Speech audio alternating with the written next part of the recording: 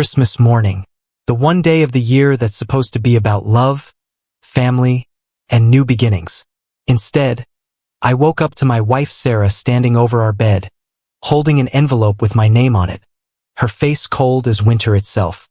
"Merry Christmas, David," she said, her voice dripping with sarcasm that cut through me like ice. "I have a present for you. My name is David. I'm 32, work as an accountant for a mid-sized firm in Denver. And until that moment, I thought I was living the perfect Christmas morning. We'd been married for 4 years, together for 7. Our house was decorated like something out of a magazine. Sarah had always been meticulous about holidays. Every ornament perfectly placed, every light strand measured to the inch. I sat up in bed, confused and still half asleep, my heart already starting to race with a dread I couldn't explain. "What's this?" I asked, taking the envelope with trembling fingers. "Just open it," she said, crossing her arms, a smile playing at the corners of her mouth that didn't reach her eyes. There was something predatory in that smile, something that made my stomach drop. Inside were divorce papers, complete, official, already signed by her attorney. The date at the top read December 20th. She'd been planning this for at least 5 days, maybe weeks. My hands started shaking so violently I could barely hold the papers as the words blurred together on the page. "Sarah, what? I don't understand. What's going on?" My voice cracked like I was 13 again, broken and confused. She was already dressed, I noticed with growing horror. Hair done, makeup perfect, like she was heading somewhere important. Like this was just another appointment on her calendar. "I'm done, David. This marriage, this life, this whole pretense. I've been pretending to be happy for too long." I stared at her, trying to process what was happening, feeling like the air had been sucked out of the room. "Pretending? Sarah, we just bought Christmas presents for your parents yesterday. We were laughing, we were happy. What do you mean pretending?" "That's exactly what I mean," she said, her voice getting colder with each word. "Going through the motions. Playing house. I can't do it anymore. I won't." My heart was racing so fast I thought I might be having a panic attack. The room seemed to be spinning around me. "But it's Christmas morning. Our anniversary is next month. We were talking about starting a family. Were we? Or were you talking and I was just nodding along?" She walked to the window, looking out at the snow that had fallen overnight, her reflection ghost-like in the glass. "I've already moved most of my things out. The rest will be gone by New Year's." I looked around our bedroom then, really looked, and noticed what I'd missed in my sleepy confusion. Her jewelry box was gone from the dresser. The photos of us from our honeymoon in Italy were missing from the nightstand. Half the closet was empty, just vacant hangers swaying slightly in the morning air. "How long have you been planning this?" I whispered, my throat so tight I could barely speak. "Does it matter?" she said, not turning around, her voice flat and emotionless. "I'm leaving for my sister's house in Phoenix. My flight's at noon. The papers explain everything you need to know." And then she was gone, just like that. I heard her heels clicking on the hardwood stairs, each step like a nail being driven into a coffin. The front door closing with finality. Her car starting in the driveway, the engine sound fading as she drove out of my life. I sat there in our bed, holding divorce papers on Christmas morning, wondering how my entire life had just disappeared in 5 minutes. The silence was deafening, broken only by the sound of my own ragged breathing. The house felt impossibly quiet, like a tomb. The Christmas tree we decorated together just 2 weeks ago looked ridiculous now, all those twinkling lights mocking me with their cheerful glow. Under it were presents we'd wrapped together, including the expensive diamond necklace I'd bought her from Tiffany, the one I'd saved for 3 months to afford, working overtime every weekend. I called her phone with shaking fingers, straight to voicemail. Her voice, recorded just weeks ago, cheerfully telling callers to leave a message. I called her sister's house in Phoenix. No answer. I called her best friend Amanda, who'd been in our wedding. "David, I'm so sorry," Amanda said, and I could hear the pity in her voice, which somehow made everything worse. "Sarah asked me not to say anything, but she's been unhappy for a long time. She said you two had grown apart. Grown apart. I almost shouted, tears streaming down my face. Amanda, we had dinner together every night this week. We went Christmas shopping together at Park Meadows. We made love 3 nights ago. How is that growing apart? I don't know what to tell you, she said, her voice getting smaller. Maybe you should talk to someone, a therapist or something. This has to be really hard. After I hung up, I sat on our couch and cried for the first time since I was a kid. Not just tears, but deep, body-shaking sobs that left me gasping for air, my chest burning with pain. Everything I thought I knew about my life, about my marriage, about the woman I loved, had been a lie. I looked around the living room we'd furnished together, at the photos of our wedding day, our vacations, our life together. All of it felt like evidence of a crime now, proof of my own stupidity. How had I not seen this coming? What signs had I missed? But as the day wore on, shock started giving way to something else. Not anger exactly, but a cold, calculating clarity I'd never felt before. Sarah thought she could just destroy my life on Christmas morning and walk away clean. She thought she could plan this for weeks, maybe months, and leave me with nothing but legal papers and empty rooms. She was wrong. I spent Christmas Day going through everything with a fine-tooth comb. My hands still trembling, but my mind getting sharper with each discovery. Bank statements, credit card bills, phone records, emails. What I found made my blood run cold. Sarah hadn't just been planning to leave me. She'd been systematically preparing to take everything. Over the past 6 months, she'd been moving money from our joint accounts into a person. She'd been having an affair. The receipts showed she'd been staying at the Marriott downtown twice a week for months. Always the same room number 412. Always charged to a credit card I didn't recognize. I called the hotel, my heart pounding, claiming to be her husband who'd lost his receipt for tax purposes. The helpful desk clerk confirmed that the room had been booked by a Mr. James Peterson, Sarah's direct supervisor at the marketing firm where she worked. James Peterson, married father of 2 daughters, ages 8 and 10. The same man who'd attended our last company Christmas party with his wife Linda, shaking my hand and complimenting Sarah's work, his arm around his wife's waist. The same man Sarah had claimed was just a friend. When I noticed them texting frequently during our dinner dates, I sat there staring at those receipts, feeling physically sick, and something inside me shifted. The grief was still there, raw and painful, but it was joined by something harder, more focused. Sarah thought she was so clever, planning her exit strategy while living a double life. She thought she'd covered all her bases, played me perfectly. But she'd made one critical mistake. She'd underestimated me. I spent the next 3 days between Christmas and New Year's putting together a plan of my own. I contacted a divorce attorney, not just any attorney, but Rebecca Morrison, who had a reputation as the most ruthless family lawyer in Denver. Her office was closed for the holidays, but I left urgent messages explaining my situation. She called me back on December 28th. David, I got your messages. Can you come in today? This sounds serious. 2 hours later, I was sitting in her downtown office, showing her everything I'd found. Rebecca was a small woman in her 50s with steel gray hair and sharp eyes that missed nothing. David, she said, her eyes lighting up as she reviewed the evidence. Your wife has made several serious errors. The financial misconduct alone gives us grounds for fraud claims. Combined with the adultery, we can argue for punitive damages. What does that mean exactly? I asked, hope creeping into my voice for the first time in days. It means instead of losing half of everything, she might end up owing you money. Rebecca smiled grimly. Colorado doesn't usually award punitive damages in divorce cases, but financial fraud changes things. We can also go after her for dissipation of marital assets. I felt a cold satisfaction settle in my chest. What do you need from me? Everything you found, plus we're going to need more. Private investigator, forensic accountant, the works. This won't be cheap, but based on what you've shown me, it'll be worth it. Over the next few days, Rebecca's team worked with military precision. The private investigator, a former cop named Mike Torres, started surveillance immediately.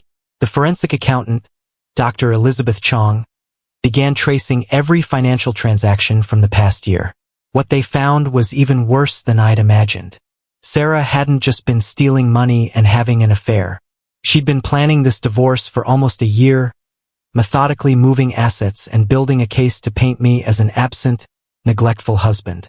She'd been creating a paper trail of evidence, text messages to friends about how lonely she was, therapy appointments where she complained about our marriage, even a journal documenting my supposed emotional unavailability. The private investigator found that she'd been meeting with divorce attorneys since last February, shopping for one who would help her get the maximum settlement. She'd been photographed with James Peterson at romantic restaurants as far back as March, holding hands and kissing like teenagers. But the most damning evidence came from the forensic accountant. Not only had Sarah been stealing from our joint accounts, she'd been using our shared credit card to pay for her affair. Hotel rooms, expensive dinners, gifts for James, all charged to our marital finances while she hoarded her own income. She's been essentially using your money to fund her adultery, Dr. Chong explained during our meeting. In legal terms, this is called dissipation of marital assets. It's a serious violation of fiduciary duty. Sarah called me on New Year's Eve. I was sitting in Rebecca's office, signing papers to freeze all our joint accounts and begin formal asset discovery.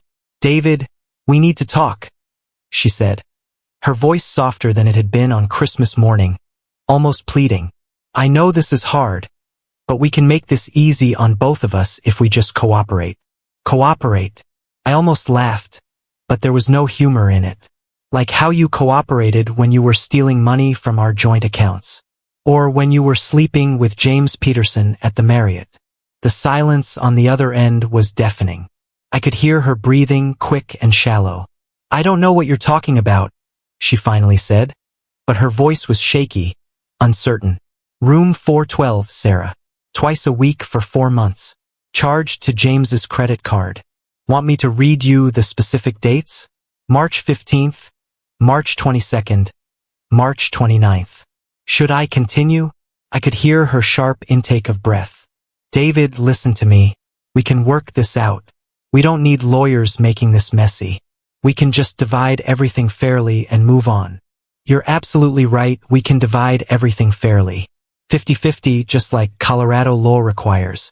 Of course, that's 50-50 of what's actually left after you return the $30,000 you stole from our joint accounts, plus interest. I didn't steal anything.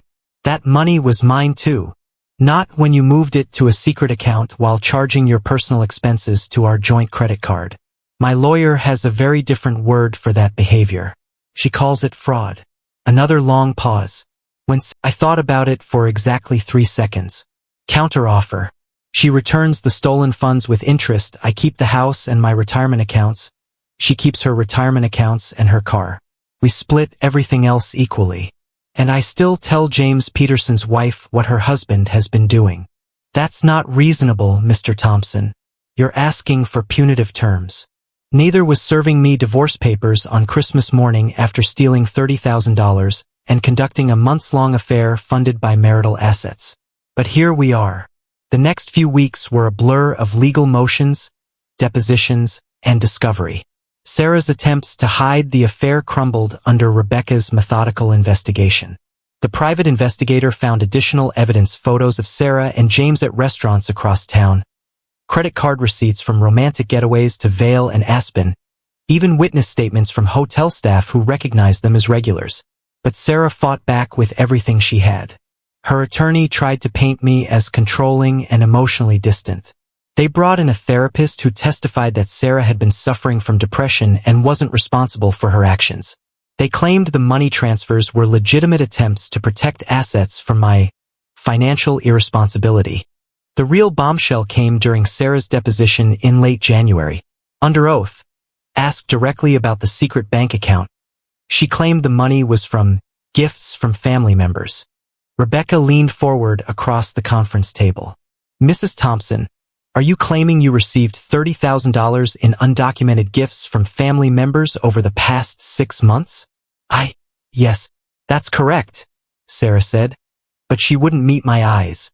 "And you deposited these supposed gifts into a secret account while charging your personal expenses to joint marital accounts? I don't have to explain every financial decision to you or to him, Sarah said, gesturing toward me with obvious contempt.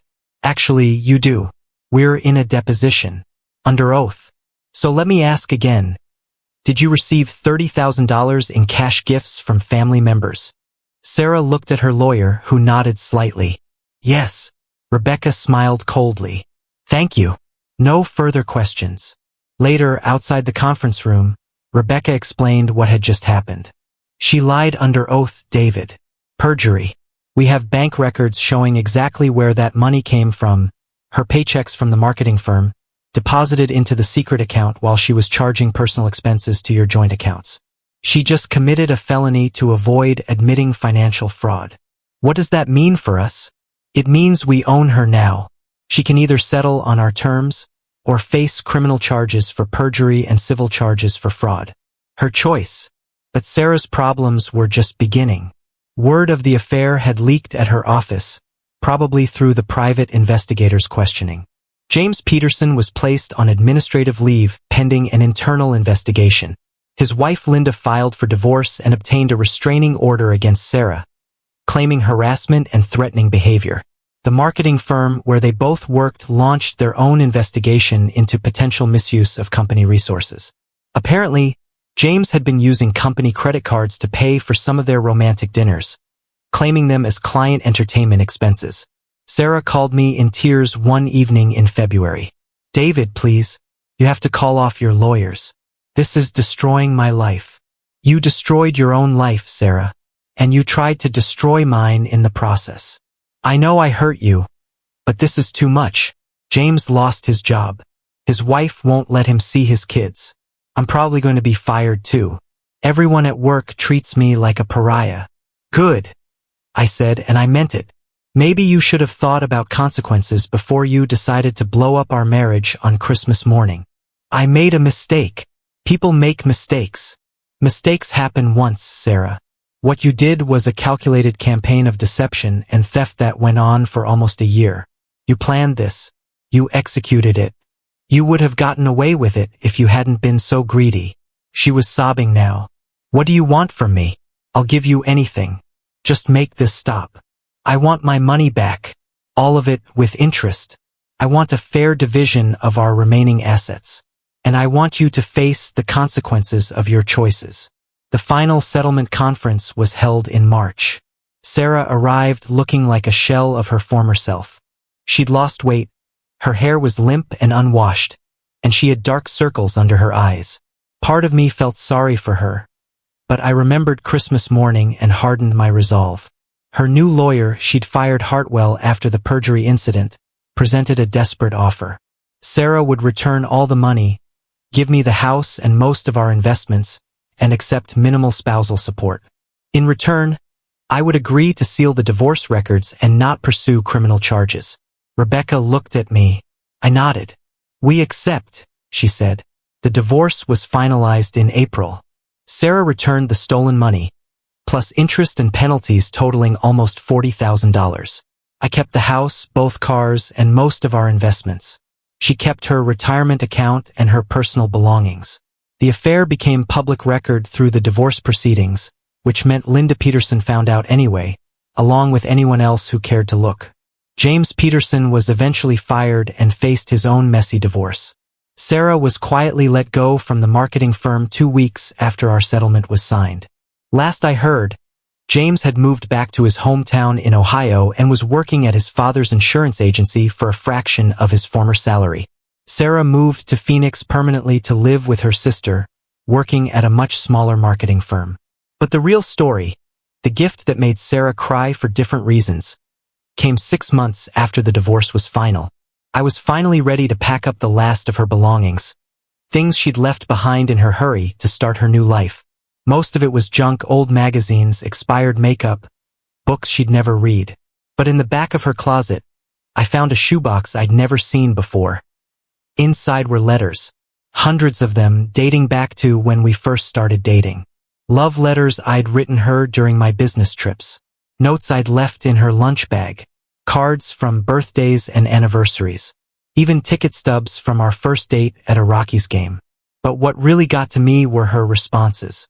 Letters she'd written but never sent, diary entries about our relationship, even a draft of her wedding vows with crossed-out lines and tear stains on the paper. They told the story of a woman deeply in love, planning a future with someone she adored. Page after page of hopes and dreams, plans for the life we'd build together. She'd written about wanting to travel with me. I realized that somewhere along the way, that woman had gotten lost. Buried under career pressure, social expectations, the routine of daily life.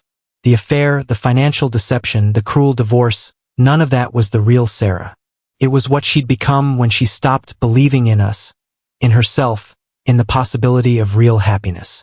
I sat there on our old bedroom floor, surrounded by evidence of a love that had once been real and true, and I made a decision that surprised even me.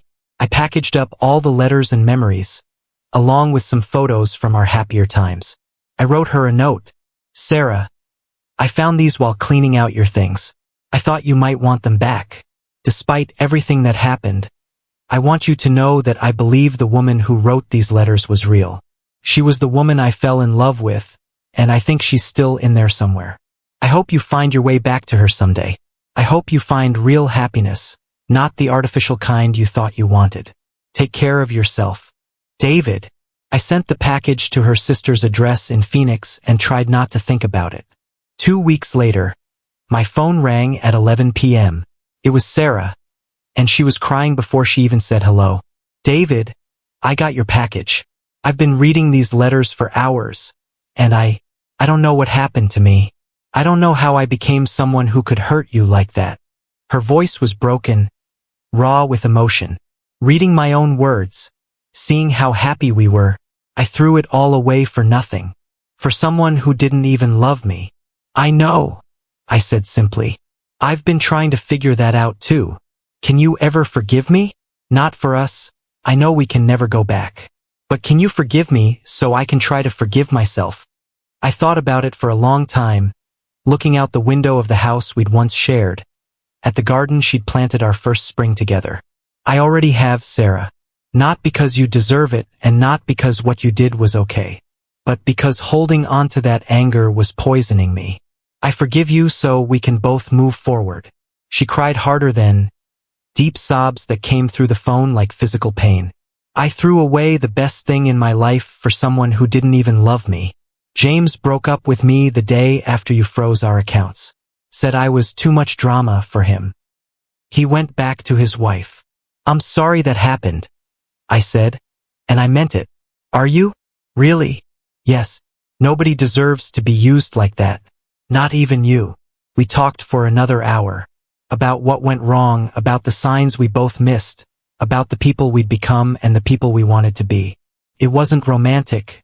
Those feelings were dead and buried. But it was honest, maybe for the first time in years. She told me about therapy, about trying to understand why she'd sabotaged the best relationship of her life, about learning to live with the consequences of her choices, about the loneliness and regret that followed her everywhere. I told her about my own healing process, about learning to trust again, about building a new life from the wreckage of our old one. When we hung up, I felt something I hadn't expected. Not closure exactly, but a kind of peace. Like a weight I'd been carrying had finally been lifted. Sarah started calling occasionally after that, not to reconcile or rekindle anything, but just to check in, to let me know how her therapy was going, to share small victories in her recovery process. I didn't always answer, and sometimes I didn't call back for weeks, but gradually we developed something like a friendship. 6 months later, I met Jennifer at a bookstore in Cherry Creek. She was buying the same mystery novel I was, and we ended up talking for 2 hours over coffee at the Starbucks next door. She was recently divorced too, understood the caution, the fear of trusting again. We took things slowly, built something real and honest on a foundation of shared experience and mutual respect. Jennifer knew about Sarah from early in our relationship. I was honest about what had happened, about the trust issues I was still working through. She was patient, understanding, never pushed for more than I was ready to give. A year after Jennifer and I started dating, Sarah sent me a wedding invitation. She'd met someone in Phoenix, a high school teacher named Michael who coached Little League on weekends and volunteered at an animal shelter. In the engagement photo they sent, she looked like the young woman from those old letters, genuinely happy, at peace with herself. I showed the invitation to Jennifer. "Are you going to go?" she asked. "I don't think so, but I'm going to send them a gift." We picked out a nice picture frame and had it engraved, "To Sarah and Michael, wishing you a lifetime of genuine happiness. David and Jennifer." Sarah called me after the wedding. "Thank you for the gift," she said. "And thank you for those letters you sent me. They saved my life, David. They reminded me who I used to be, who I could be again." "I'm glad," I said. "You deserve to be happy. So do you." "Jennifer sounds wonderful." "She is. I'm glad you found each other.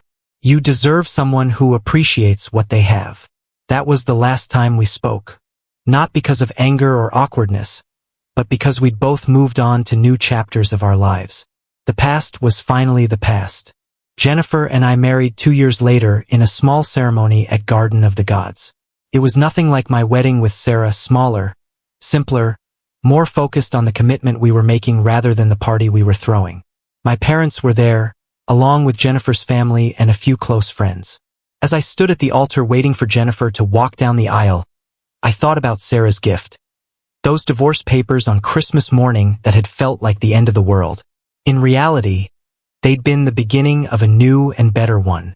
The gift I'd given Sarah, those letters and memories that reminded her who she really was, had done the same for her. They'd made her cry, not because she'd lost something, but because she'd found herself again. Sometimes the cruelest moments in our lives are actually acts of mercy in disguise. Sarah's betrayal had hurt more than anything I'd ever experienced, but it had also freed me from a marriage built on lies and illusion. It had led me to Jennifer, to real love, to genuine happiness. And my gift to Sarah had freed her too from the person she'd become, from the guilt that was destroying her, from the cycle of poor choices that had led her so far from home. 3 years later, I received a Christmas card from Sarah and Michael. Inside was a photo of their new baby daughter, along with a note. "David, her name is Hope. Thank you for helping me find mine. Merry Christmas. Sarah." I showed the card to Jennifer, who was 8 months pregnant with our first child. "That's beautiful," she said, her hand on her belly. "You gave her the chance to become a good person again." "We gave each other that chance," I said. "Sometimes the best gift you can give someone who hurt you is the opportunity to heal."